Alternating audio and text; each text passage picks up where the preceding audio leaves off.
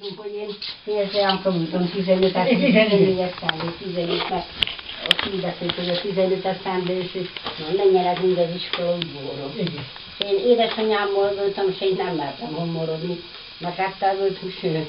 Én csak réges mentem be. Igen.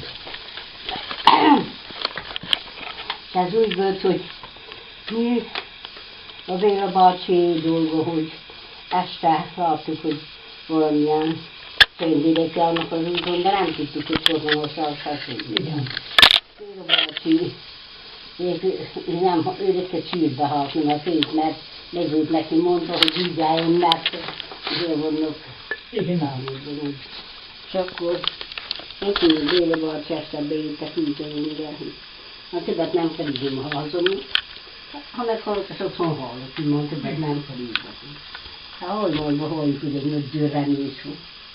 Mondom, édesanyja, mit ér Béla bácsi, és arra jól mondotta. Béla bácsi között kifutott valadat ajtót, kifutott, a házszerű gyűnésült, a házszerű gyűnéláli káplajára, hogy mint a várban. Tudom. És ő keresztül akar futni, és amikor odaig ért, akkor katona utána futott, hátból úgy megrőtt el, Hosanna golyó kiöcsült, jobbájban leesett, hogy megöcsült. Béla bácsi.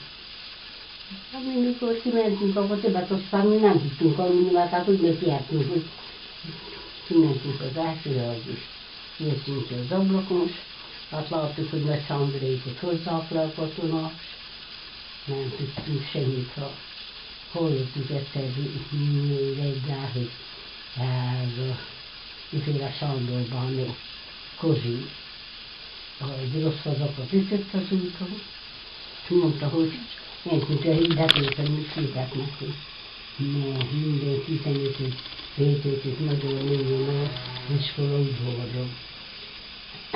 Féltünk, de hát nem tudtuk, hogy mi régül szép.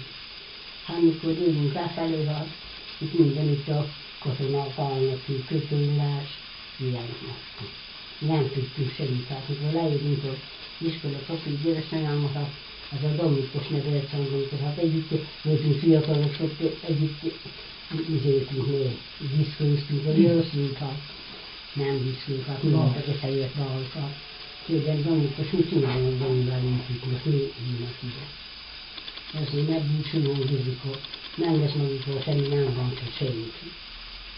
Igen, mentünk, akkor láttuk, hogy a régi pincát egy katona fél van nyilván, vagy őszéjéból, vagy valamilyen fegyvárszerelítás.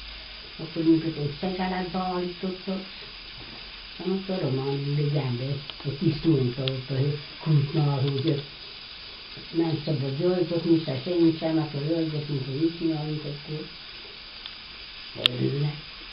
Nem merünk jajgatni, nem mertünk jajgatni, de közben elkezdte, hogy valószínűleg ilyen leszették is. Sándrékot, csak itt akartak mi. Hát, ott volt Rőzsika néni és közöttünk, és Nagy Pisti néni és közöttünk. Jó, Nikolaj Fácsi félték neki. Jó, édesfejősöm. Jó, édesfejősöm. Persze kértem szerencsétlen, de értesre tudod, mert olyan így állottunk egymás mellett, hogy nem lehetett egy pécsebbé terítőzünk, de úgy megjeltünk, hogy ezt az olyan a szegálatba. Aztán így ezt szólítottak az osztóterem. Megműtték, akiket meg akartak menni, akkor Nagy Sándrékot eléhozták, nekik ott levágták, de azt mondta, hogy ezért vágták le, hogy ők a katonát összevágták, hogy tőlvízre tudott valahol a román katonákat, hogy katonát egyetlen, hányatják, mi nem tudom, hát azt azért vágták le nekik, és aztán nem tudom menni tovább, aztán azt mondták, hogy mehetünk mindegyiket, akkor egymásra kapunk bárcsit, hogy azt szabadulni kiélünk az iskolából. Aztán mondták ott a román katonák, hogy mindenki hallotja, takarítsa el. Aztán nem volt többet, nem tudjuk.